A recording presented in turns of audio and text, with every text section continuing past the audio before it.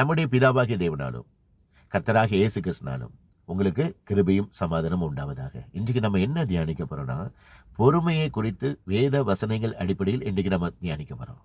இன்னைக்கு என்ன பிரச்சனைனா, உங்ககிட்டயும் ஏன்ட்டியும் குடும்பத்தில் ஒரு பிரச்சனைகள் போராட்டங்கள் வரும் பொழுது நம்ம புலம்ப ஆரம்பிச்சிடுறோம், விசுவாசம் இல்லாமல் இருந்துருது, பொறுமையை நம்ம இழந்துடுறோம். இதை குறித்து தான் வேத வசனத்தின் அடிப்படையில் இன்றைக்கு நான் உங்களோட தியானிக்க போறேன். உங்க எல்லாருக்கும் தெரியும், லூக்கா 8வது அதிகாரத்துல இயேசு கிறிஸ்து தமது சீசரோட படகுல போறாப்ல. படகுல ஏறும் போது இயேசு கிறிஸ்து சொல்றாரு, அக்கறைக்கு போவோம் வாருங்கள் என்று சொல்லி சீசர்களை அழைத்து கொண்டு போறாரு. அப்ப நடு கடல்ல புயல் வந்ததுனால, சுழல் காற்று அடித்ததுனால படகு ஃபுல்லா தண்ணீர் வந்துருச்சு. உடனே சீசர்கள் பயப்படுறாங்க. இயேசு கிறிஸ்து தூங்கிட்டு இருக்கிறாப்ல. உடனே சீசர்கள் பயந்து அவரை எழுப்புறாங்க. ஆண்டவரே, நாங்கள் மடிந்து போகிறோமே என்று சொல்லி அவரை எழுப்புறாங்க. உடனே அவர் காற்றையும் அந்த புயலையும் அதட்டுறாரு. உடனே அது அமைதல் ஆயிடுச்சு. உடனே கர்த்தர் கேட்கிறாரு, உங்கள் விசுவாசம் எங்கே? நல்லா கேட்டுக்கோங்க, அக்கறைக்கு போவோம் வாருங்கள் என்று சொல்லிதான் சீசர்களை கூட்டிட்டு போறாரு. கண்டிப்பாக அக்கறைக்கு கொண்டு போய் நிப்பாட்டிடுவாரு. ஆனா அதுக்குள்ள சீசர்கள் அந்த புயலை கண்டவுடனே பயப்பட ஆரம்பிச்சிருந்தாங்க. இன்னைக்கு இதே மாதிரி தான் நீங்களும் நானும் வாழ்க்கையில பிரச்சனைகள் போராட்டங்கள் வரும் பொழுது பயப்பட ஆரம்பிச்சிடறோம், புலம்ப ஆரம்பிச்சிடறோம், பொறுமை இல்லாம இருந்தது. நம்ம நல்லா கேட்டுக்கோங்க, உங்க வாழ்க்கையில என் வாழ்க்கை என்கிற படகுல கர்த்தர் நம்மளோடு இருக்கிறாரு. அக்கறைக்கு கண்டிப்பாக நம்மளை கொண்டு போய் நிப்பாட்டுவாரு. நம்ம பிரச்சனைகள் இருந்து போராட்டங்கள் இருந்து நமக்கு விடுதலை கொடுப்பாரு. அந்த நம்பிக்கை கர்த்தர் மேல நம்ம வைக்கணும், பொறுமையாக இருக்கணும்.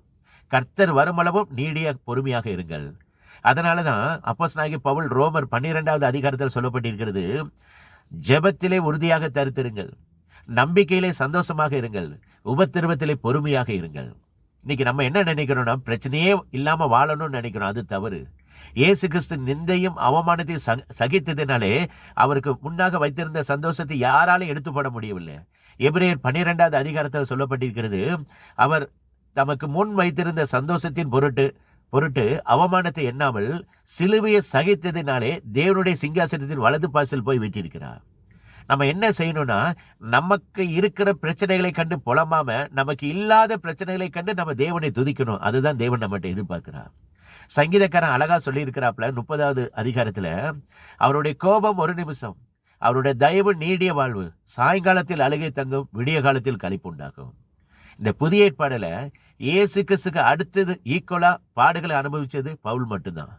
அந்த பவுல், அப்போஸ்தலனாகிய பவுல் 2 கொரிந்தியர் 6வது அதிகாரத்தில் சொல்லி இருக்கிறாரு, நாங்கள் துக்கப்படுகிறவர்கள் எண்ணப்பட்டாலும் எப்பொழுதும் சந்தோஷமுடையவர்களாகவும், தரித்திரர் எண்ணப்பட்டாலும் எல்லாரையும் ஐஸ்வர்யம் உள்ளவர்களாகவும், ஒன்றும் இல்லாதவர்கள் எண்ணப்பட்டாலும் சகலத்தையும் உடையவர்களாகவும் நாங்கள் விளங்க பண்ணுகிறோம் என்று சொல்லியிருக்கிறாரு.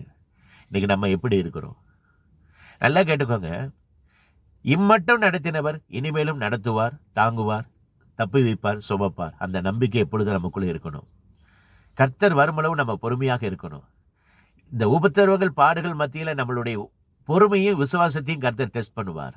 அந்த கடைசி எண்டு வரைக்கும் நம்ம பொறுமையாக இருந்தோம்னு வச்சுக்கோங்களேன், அவர் கொடுக்கிற ஆசீர்வாதம், உலக கொடுக்கிற ஆசீர்வாதத்தை விட அவர் கொடுக்கிற ஆசீர்வாதம் அது நிரந்தரமானது, கண்டிப்பாக நமக்கு கிடைக்கும். நீங்க செய்ய வேண்டியது கர்த்தர் மேல நம்பிக்கையாக இருக்கணும். அந்த பிரச்சனைகளை மத்தியிலும் பொறுமையாக இருக்கணும். ஜெபத்தில் உறுதியாக தரித்திருக்கணும். வேதத்தை நன்றாக தியானிக்கணும். வேத வசனத்தின்படி நடக்கணும். கர்த்தர் உங்களை ஆசீர்வதிப்பாராக. இந்த உலகத்துல உண்மையான ஒரே ஒரு தெய்வம் இயேசு கிறிஸ்து ஒருவர் மட்டுமே. இயேசு கிறிஸ்து சீக்கிரத்தில் வரப்போகிறார். உங்கள் பாவத்தை விட்டு மனம் திரும்புங்கள், பரலோக ராஜ்யம் சமீபத்திருக்கிறது. கர்த்தருக்கே மகிமை உண்டாவதாக. ஆமேன். அல்லேலூயா.